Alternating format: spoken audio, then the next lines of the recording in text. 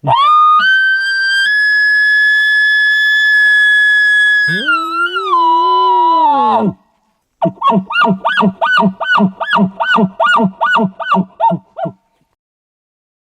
for 2026, John Pahrmann, the owner of NILCH'i, is introducing an all-new lineup of elk calls.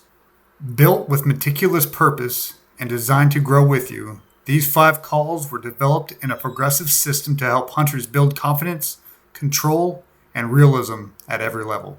Whether you are just learning or a seasoned professional, there is a call made for you. With NILCH'i, you can learn to read the room. How's it going, everybody? John from NILCH'i, and just going to go over some topics here. Going to read basically, I don't know what I got here, about 10 things here that I want to go over. Mission, wind, reeds that anyone can blow or use, bugle competitions, and my dad is the trophy, and I'm going to go over those one at a time. And we'll start out with the mission, what the mission is for NILCH'i. Basically, in 2024 leading into 2025, won 3rd place at the ATA show for my wind products. And you know, honestly, I can tell you that I don't know where the trophy is, but the people that send in pictures of animals that they kill or have harvested are, you know, really that's what means the most to me, is when somebody's successful with your products. That's pretty cool. You know, really the mission for NILCH'i, I believe, is, like, for me personally, is to develop products that I think are, you know, hunter friendly and accessible and easy to use and work. And so, you know, going into this, you know, really reeds that anyone can use. Why I wrote that down was I got 5 new reeds that I come out with for 2026 that I'm super excited to bring to you guys. I had already sold at the Portland show. I sold out the Northwest Hunt Expo. I brought 5 1-gallon bags full down there, and I think I came back with about 20 in each of those bags. I sold a lot of reeds, sold a lot of tubes. These went pretty good too. And I told people that I was going to do this video and kind of go over, you know, basically kind of talk about the order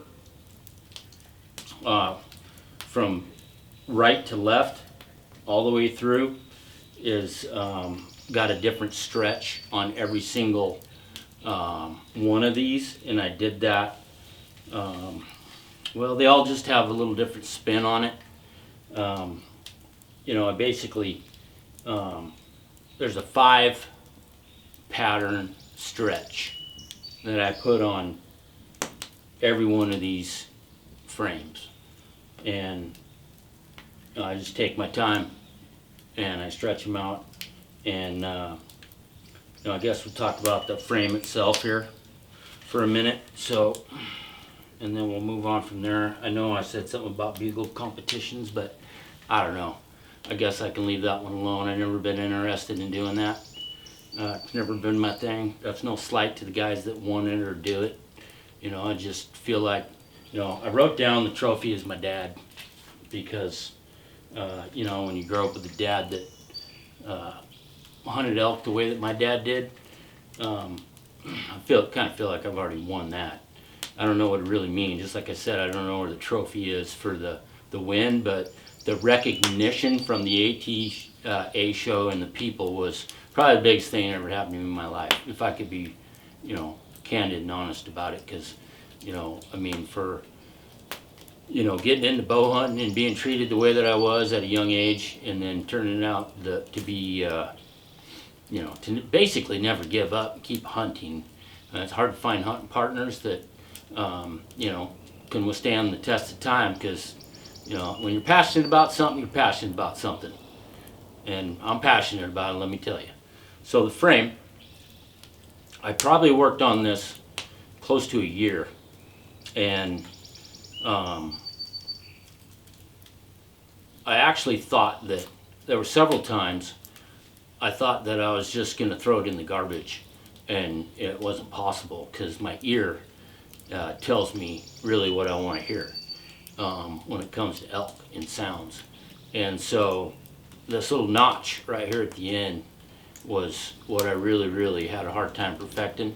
And I'd grind and grind, file, thought I had it, and then I thought I was going to throw it in the garbage. And I just keep working on stuff till you get what you really want to hear, which was a fine-tuned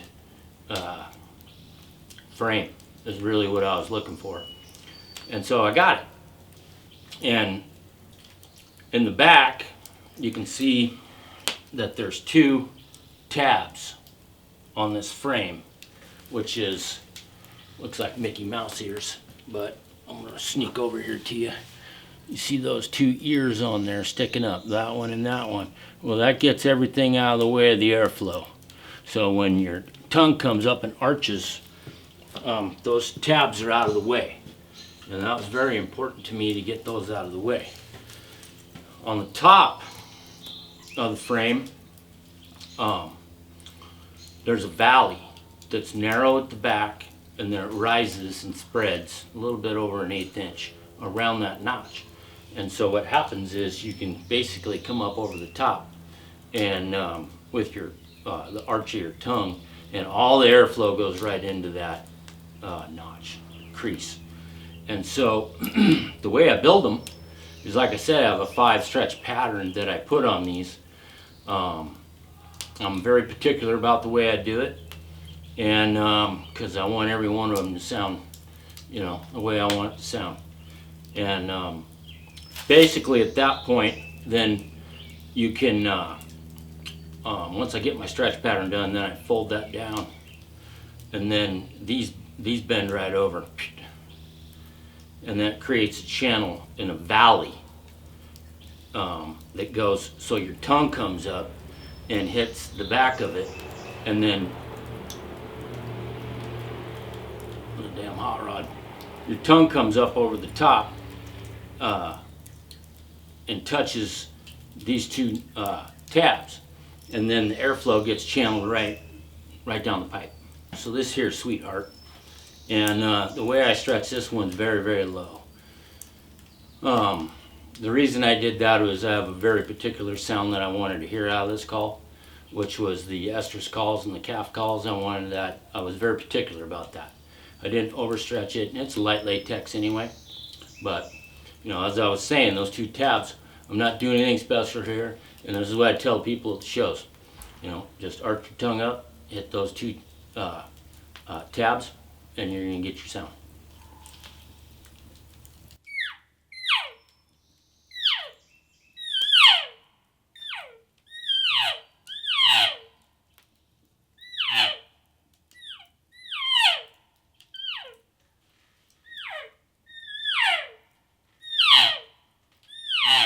It almost does the estrus sound for you. Very little buzz. Most of that's just the airflow. And so, really it shows I do that, and then, people automatically like that, because, really people struggle with these things at the shows. They tell me, I hear this a lot, I can't work that, and I can't work a reed, and then, they end up buying this yellow one. This is a great starting point. But those tabs being bent over there, I'll have Kyle put up a picture of it. It just shoots the air right into that channel. And I got kids at the shows, their dads buy these things, they go walking around the shows, they come back, and the dad's like standing there, show them what you can do. And I ain't doing anything special to do it or get it to make elk sounds. It's basically just bring your tongue up and you can hit it. Makes it very convenient because it's there when you need it. In hunting elk, you can get pretty worked up, especially if the bull's coming in. But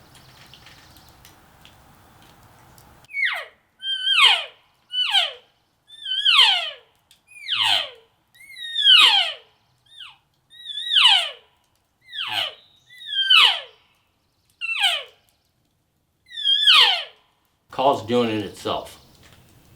All you're doing is bringing your tongue up to those two notches right there and breathing out. And that's really a big selling point it shows is I'm just exhaling, bringing my tongue up, touching that. The call does the work. And that's really what I invented. And I'm pretty proud of that. I basically wasn't going to get a patent on it. And then I ran into Joel Turner at the Washington show and he put a little bug in my ear, and then next thing you know, I made it out to the RV and I was like, all right, I really don't. I want everyone to be successful, but I wanted to, I guess, protect it at the same time. So, all right, moving on.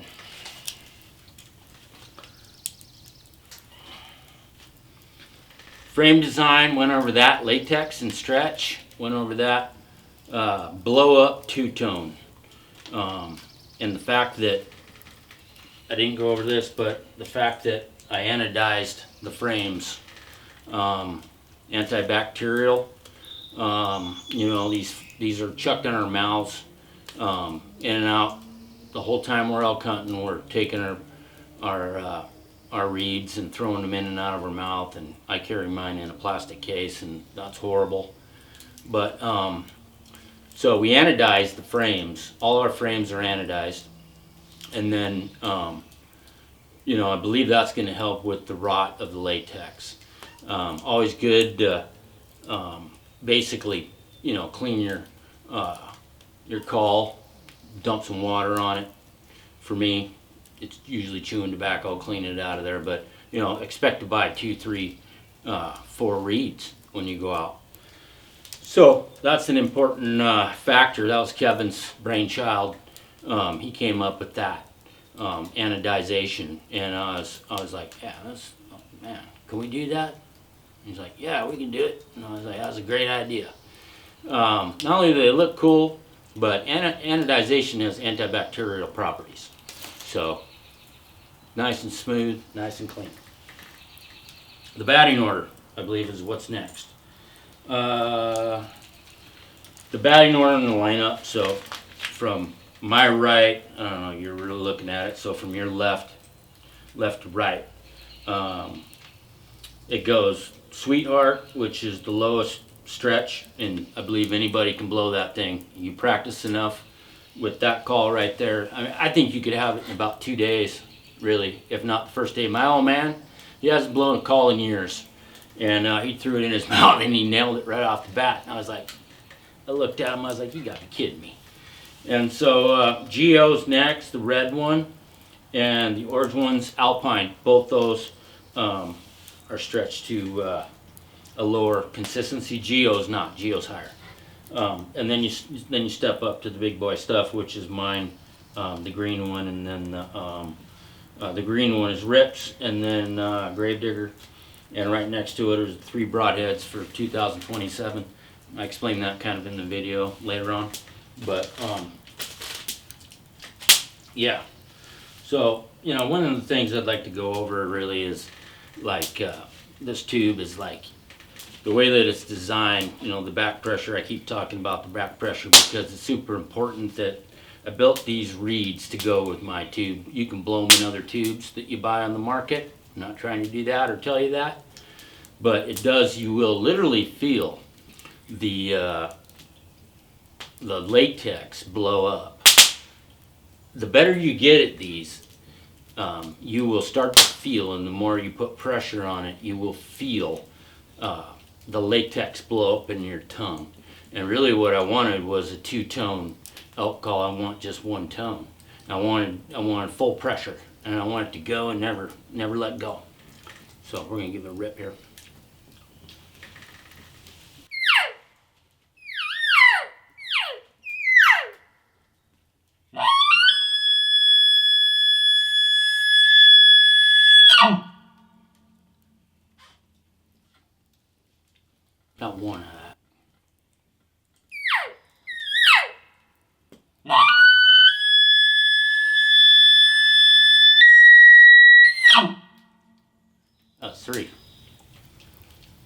balling, when you lip ball, I use the soft part of my lip right here.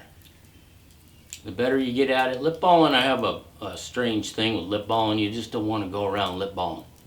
The elk have to be in the mood, so to speak. You know, you don't want to just be out there early season lip balling and stuff like that. I'm starting to get smoked out here, but I do it two different ways. You can either just go right into it, or you can growl, bugle, and then scream. So.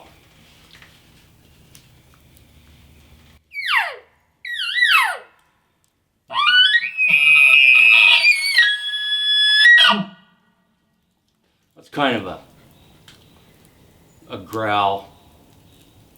Yeah, I kind of growled, lip ball, screamed on that one. So I'll just lip ball.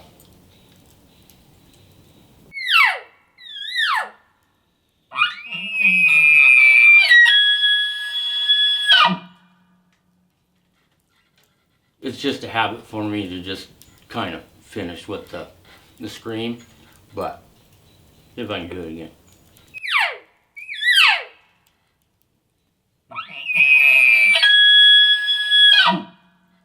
Man, it is a habit of mine to do that.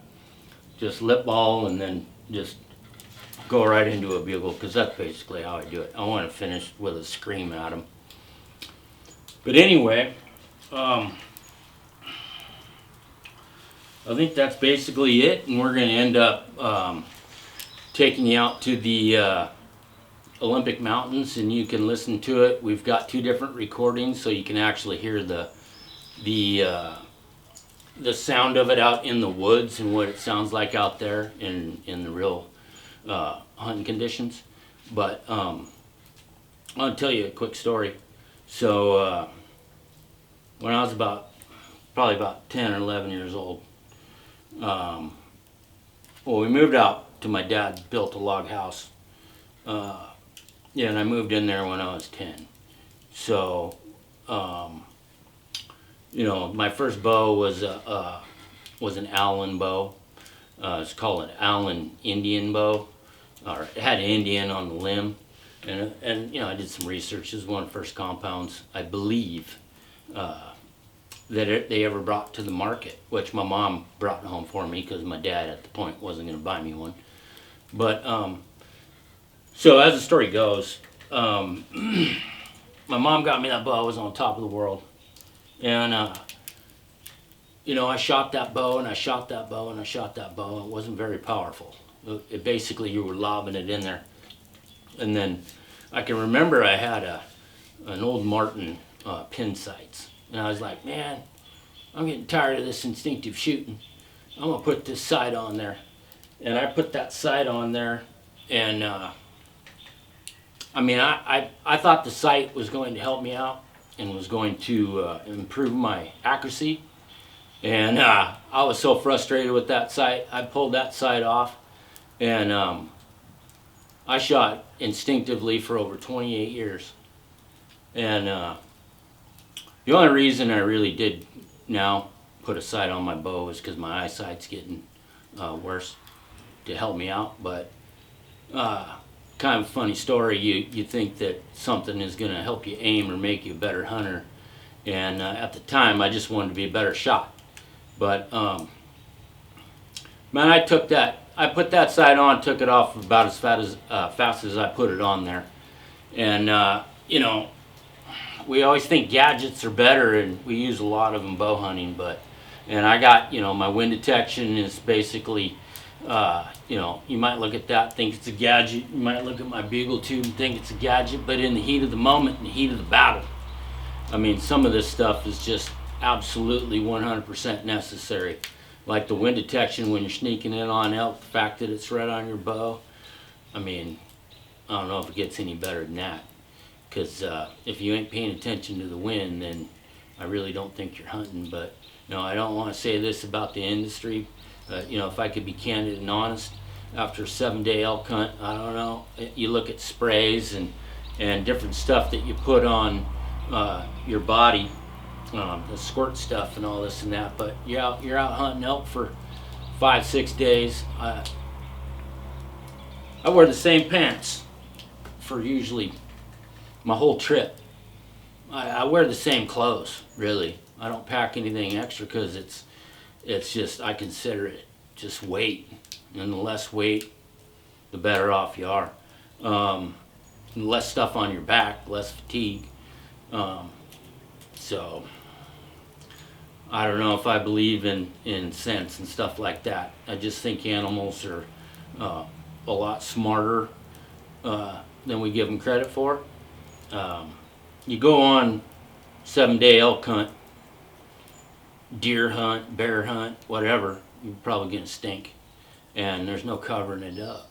So speaking of, smoke, this thing, I need to throw another log on this. Probably the weakest fire I've ever built, but I thought it'd be cool to sit out here tonight and talk to you about this before we head out into the woods and do some bugling. So I think I covered it pretty good. Super excited about my broadheads. I go over that in the woods. Like I said, there's out there and tell you that we got a 125 grain solid piece. They're all the same style, same design, but all I did was took metal out of the blades to make them lighter. So it's the same head and diameter all the way around. NILCH'i war hatchet penetrator, but the next one down will be a 112.5 and then 100 grain. We did Kevin's idea was the 12.5, 112.5, and I thought that was a great idea. I've always wanted a little bit heavier head than 100 grain. And so those are in the making. I just keep developing products, and hopefully you guys keep buying them. Thank you from the bottom of my heart for doing that. Sold a lot of this stuff at the shows and been accepted by a lot of big stores, and I hope that continues on. Don't let the log home fool you. I'm not some rich guy. I earn that too, just like everything else. Everything I've ever shot's on public land, or public lands are probably the most important thing to me because I love that style of hunting. But I worked for our military for over 35 years doing all the floors. Marines, all the Navy guys, captains, admirals, you're looking at them. I was the guy that put floors in for those guys and all that, basically supported my hunting habit and built a pretty nice home along with it. So I ain't some rich guy sitting out in somewhere. I'm just a bow hunter. That's all I am, and that's probably all I'll ever be. It's probably the most important thing in my life, and I talk to God out there all the time, and I built this log home out there in the woods, right here in the brain. So anyway, call that a wrap.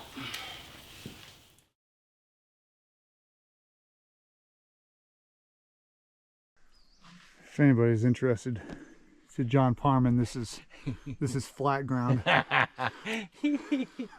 Yeah, welcome to the Olympics. So what we're going to just do now is kind of freestyle through the selection, starting from left to right.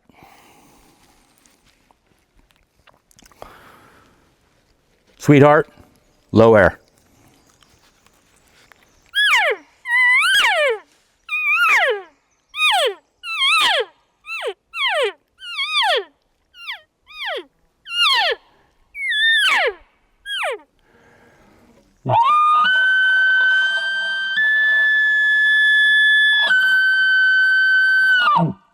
Ooh.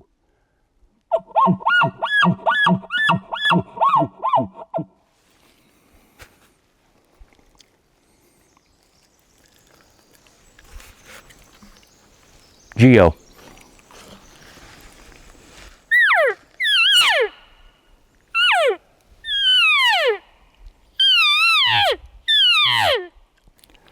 I like this one for the estrus, this and Sweetheart. Estrus is money on those. It almost does it for you. It just got that, it has that vibration that I like. Like an elk, when she does it, she's got rasp. And that's what I like about these calls. They all have a little rasp. All you gotta do is come up over your tongue, and then at the end of the reed, or the frame, it allows it to get that rasp.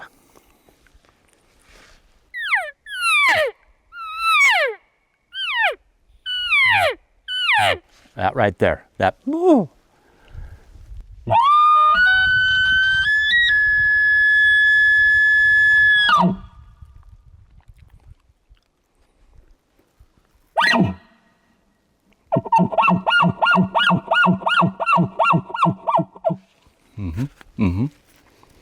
All right.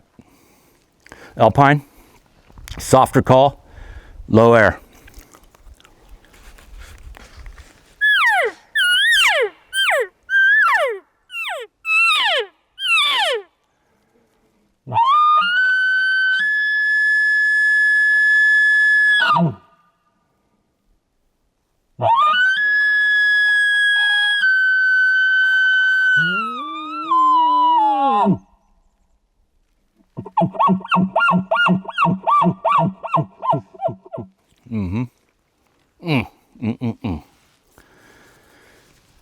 Rips.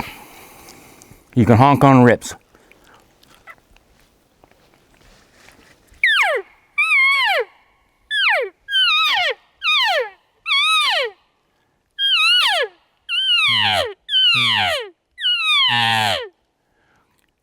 That is a sweet sounding Esser's call right there.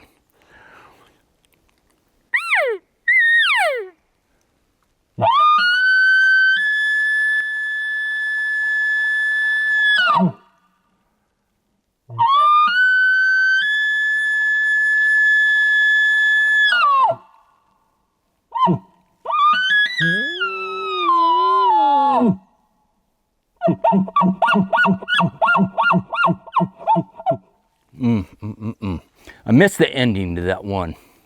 I should have cut it off earlier, but still just crisp as all get out. This is my call, my favorite call. All right, Gravedigger, pink, yellow latex. This thing, you want to get in a fight with a bull? This is it. Harder for more air, a lot of air.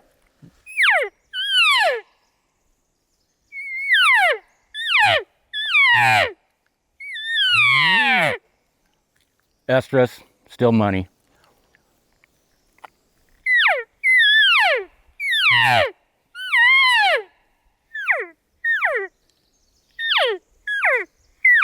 Light.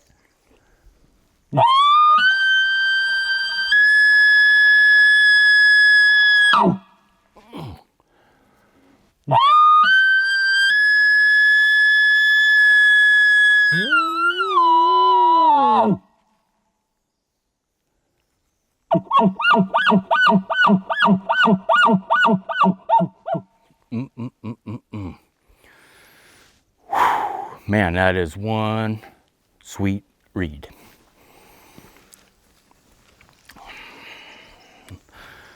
I think I nailed every one of those.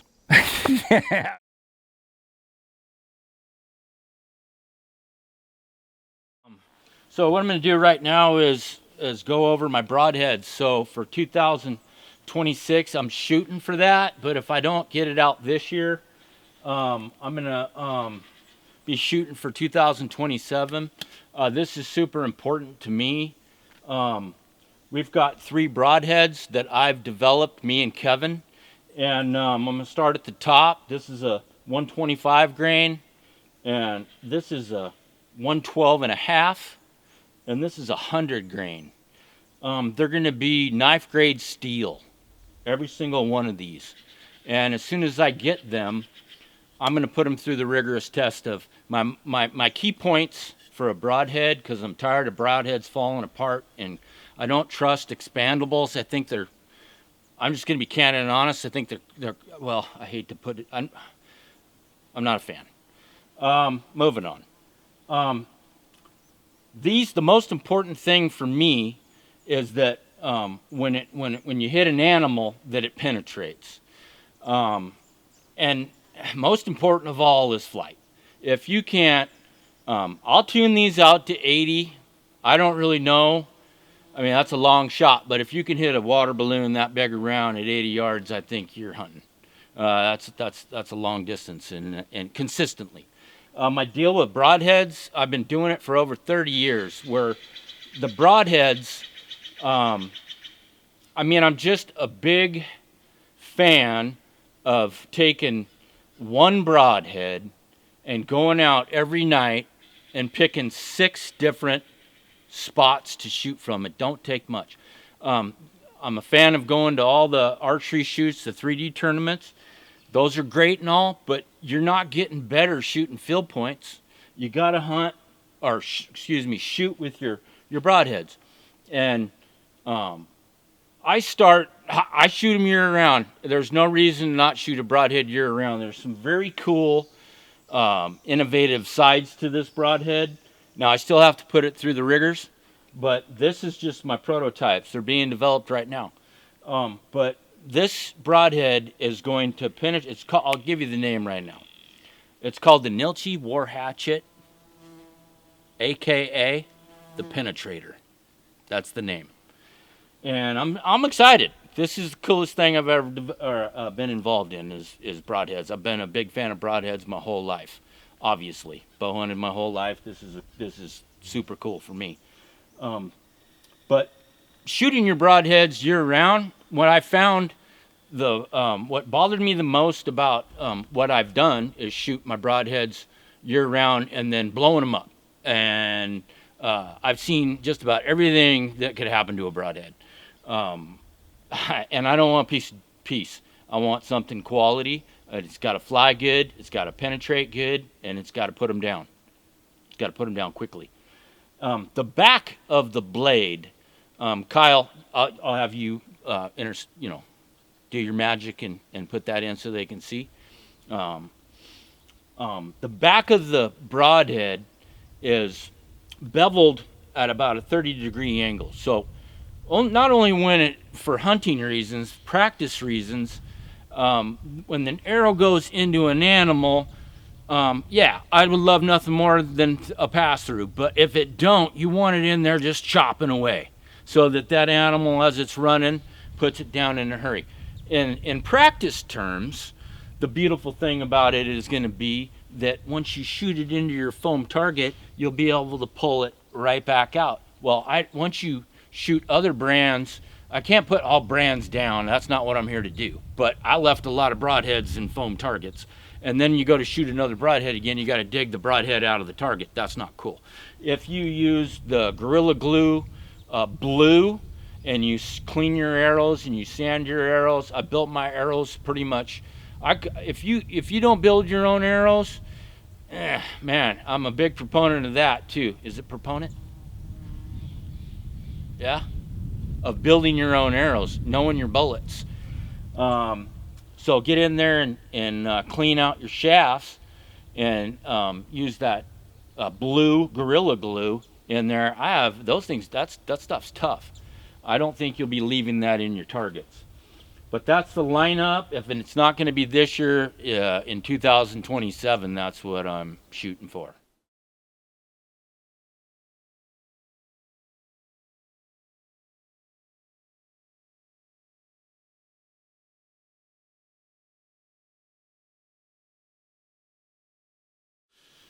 All right, I wanted to go over a couple of things here that is important to me. Obviously, I'm wearing a Lancaster shirt. And I met the president at the ATA show, and I'm super proud. For 2026, they sent me an email saying that NILCH'i lineup's going to be in there, and for a bow hunter to be in there and me to get into that, super proud. That was a big moment for me. I hope they keep coming and more stores keep accepting NILCH'i, because 10 years was a long time, but I couldn't even talk about it. So super proud of that. The other one is my when I go to these shows, sportsman shows, the expos and stuff, even the mountain challenges, those are important to me too. I meet a lot of people, and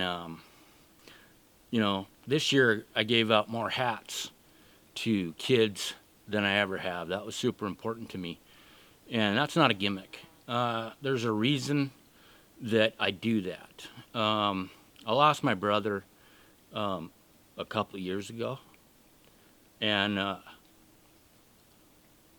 I think that to the fentanyl epidemic, and you'd look at me and you'd think, oh, your brother's a drug addict. Well, he was.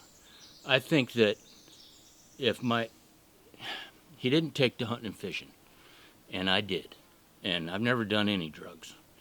And so, losing my brother, I often wondered what he would have been like if he would have taken to hunting and fishing. That's why I give out the hats to the kids. I think it's super important with what's going on in all of the states. These governors trying to take away our hunting privileges and our rights. And I look at that it's super important to me that we're able to get outdoors. The hunt community is alive and well. Them hunting shows are packed full of people for a reason. The people love the outdoors. Losing my brother is a great reminder of why you take your kids hunting and fishing.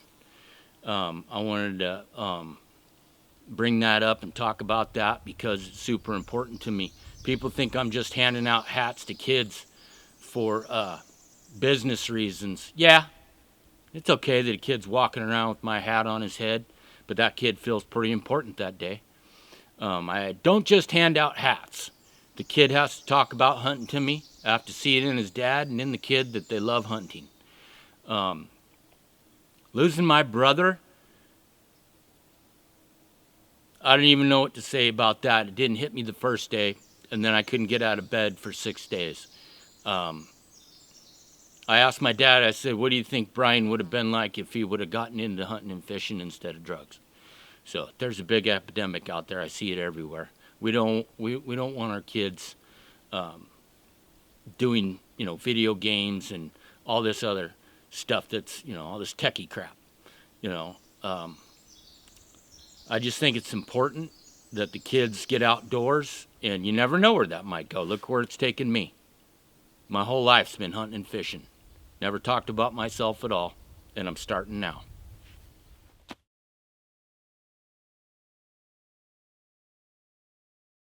I hope you don't disappoint me on the speakers. Should we put the other one on there? Just in case? Just in case we can run back again. Huh? We can run it back again. I'm just wondering. I'm nailing some good shit right now. Yeah, I'm just doing good. Yeah, I'm doing great. But I'm ready. just worried that. Oh, is this on that? Yeah. Oh. Yeah. Well, that might distort or go crazy. That's what I'm saying. I don't know. That's why we're testing it. I gotta hit a home run again. Well, I went through that pretty spotless. You should have left the other one on there and then played around. It's a good thing Pahrmann hits dingers. Yep. Hey, read the room. Hell yeah.